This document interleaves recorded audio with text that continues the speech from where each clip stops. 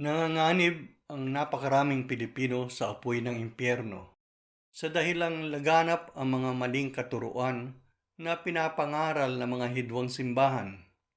Ayon sa census, meron ng 109 million Pilipino sa buong mundo at sa statistics, 92.5% dito ay mga nagsasabing sila ay mga Kristiyano na binubuo ng 80.9% Roman Catholics, 2.8% Evangelical o Protestante, 2.3% Iglesia ni Cristo, 2% Aglipayan, at 4.5% ay iba't ibang Christian groups.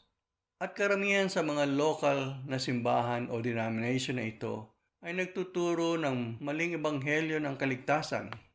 Maliwanag na tinuturo ng Biblia na siyang nasulat na salita ng Diyos na ang mamamatay na walang pananampalataya kay Jesus ay mapupunta sa walang hanggang kaparusahan sa impyerno, kasama si Satanas at kanyang mga demonyo. Ang tanging magagawa lamang natin, mga tunay na mananampalataya, ay ang ibigay sa kanila ang tunay na dalisay na ebanghelyo ng ating Panginoong Hesus.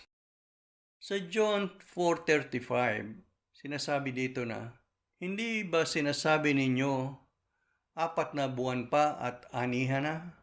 Sinasabi ko sa inyo, masdan ninyo ang mga bukid, hinog na ang trigo, at handa ng anihin." Ang bansang Pilipinas ay bukas sa pangangaral ng tunay na ebanghelyo ni Jesus.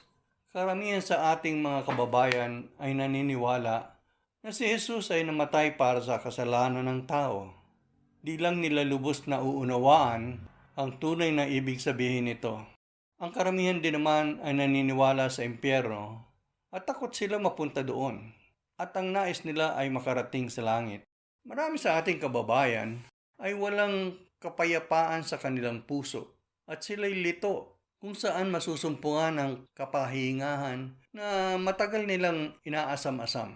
Sa kabila ng kanilang paghahanap na matagpuan ng Diyos, di nila siya masumpungan sapagkat di nila kilala si Jesus na siya lamang tanging makapagpapakilala kung sino ang Diyos. Nais din nilang makakawala sa pagkaalipin sa kasalanan. Ngunit bigo ang lahat ng kanilang pamamaraan upang makawala sa mga tanikalang ito. Sa kabila ng lahat na ito, ang pinakamalaking trahedya ng ating mga kababayan ay yaong marami sa kanila ang patuloy na naniniwala na sila pa rin ay nasa tamang daan patungo sa langit, na kung saan makakapiling ang Diyos magpakailanman.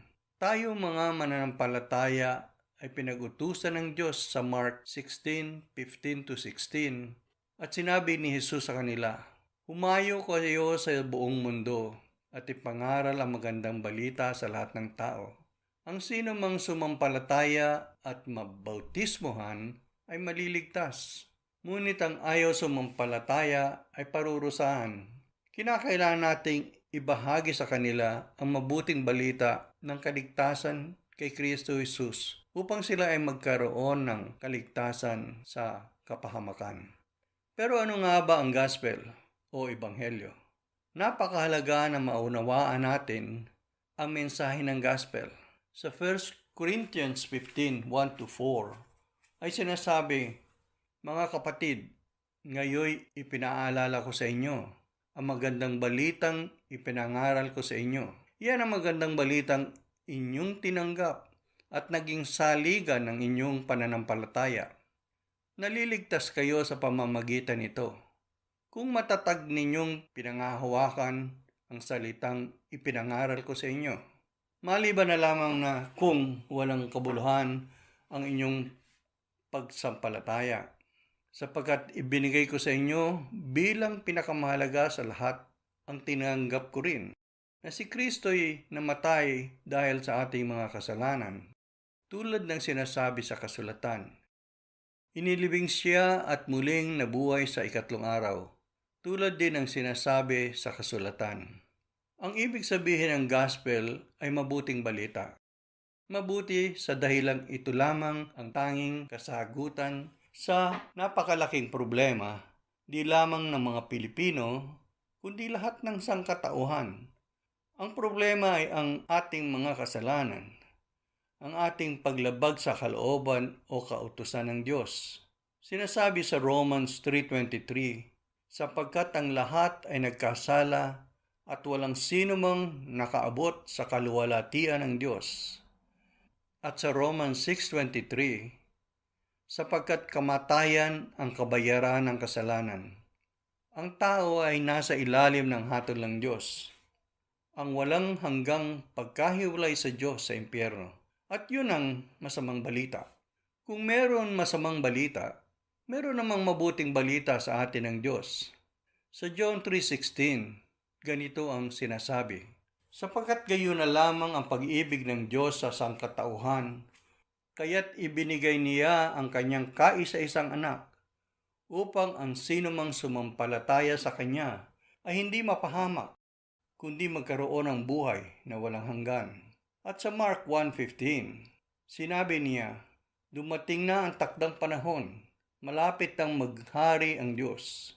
Kaya magsisi na kayo't talikuran ang mga kasalanan. Paniwalaan ninyo ang magandang balita. Kinakailangan tanggapin mo na ikaw ay makasalanan, pagsisihan ang mga ito at talikdan. Sampalatayaan na si Jesus ay namatay para sa iyong kasalanan. Siya ang umako ng parusa na dapat ay para sa iyo. Siya ang nagbayad doon sa krus ng Kalbaryo ng kaparusahan para sa iyong mga kasalanan. At dahil dito, ang puot at galit ng banal na Diyos sa iyo ay napawi. Oo, si Jesus ang umako ng parusa na dapat ay para sa iyo. Ikaw ay binili, iniligtas sa kaparusahan ng kanyang banal na dugo. Kung gayon, ang buhay mo kay Kristo na, at siya ay bahagi ng iyong buhay. Sinasabi sa Bible na ang mabuting balita ng Ebanghelyo ni Jesus ay ang tanging pag-asa upang ang makasalanang tao ay mapatawad sa kanyang mga kasalanan at magkaroon ng buhay na walang hanggan. Ang gospel o ebanghelyo ay tawag ng pagsisisi sa mga kasalanan, pananampalataya sa ginawa ni Jesus sa krus ng Kalbaryo, pagtanggi sa sarili, pagpapasakop sa kalooban ng Diyos, at pagsunod sa mga katuruan ng Panginoong Jesus. Ang gospel ay di lamang mabuting balita, ngunit ang pinakamagandang balita. Tayo ay pinag-utusang ipangaral, ibahagi, o ipamalita ito hanggang sa pagbabalik muli ni Kristo.